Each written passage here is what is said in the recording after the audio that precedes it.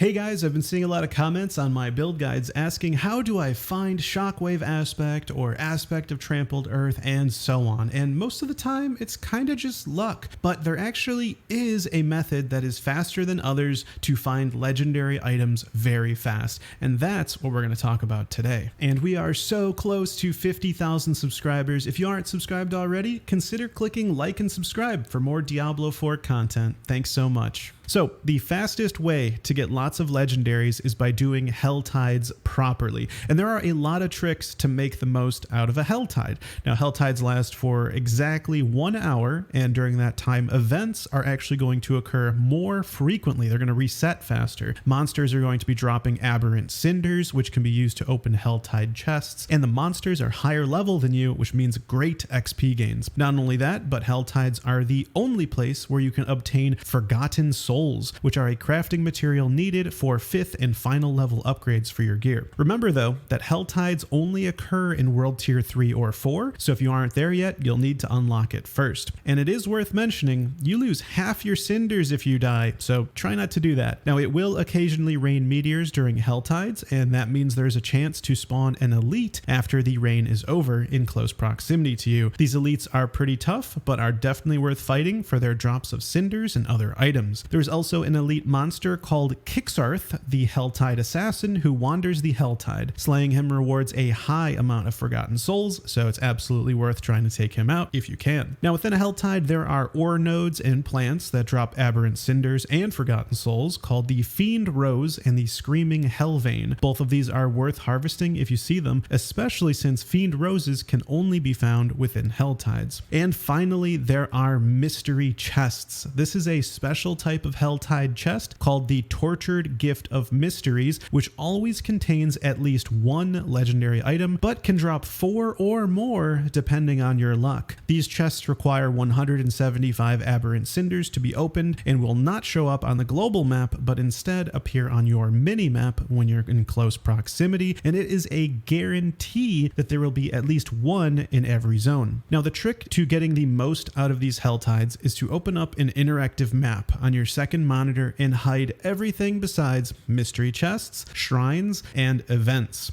Then you're going to want to locate a cluster of shrines and events somewhat near a mystery chest. And your ideal path will lead you to first pick up a shrine and then start an event and then immediately go to another event and so on. Go from event to event. And again, events are going to be refreshing really fast. I actually found that I did an event, walked away for probably 60 seconds, and then came back and the event was already refreshed with a different event. So it's actually really great if you can find a cluster of events to just go back and forth between. Now the reason events are so important during Helltides is because the density of monster spawns, which means you're going to be farming more Aberrant Cinders, but also the obols you'll acquire from the events can be used to gamble at the Purveyor of Curiosities for yet another chance at more legendary items and that aspect you're looking for. Now in the description I'll put a link to the interactive map I use, but keep in mind that the mystery chests marked on the interactive map are only potential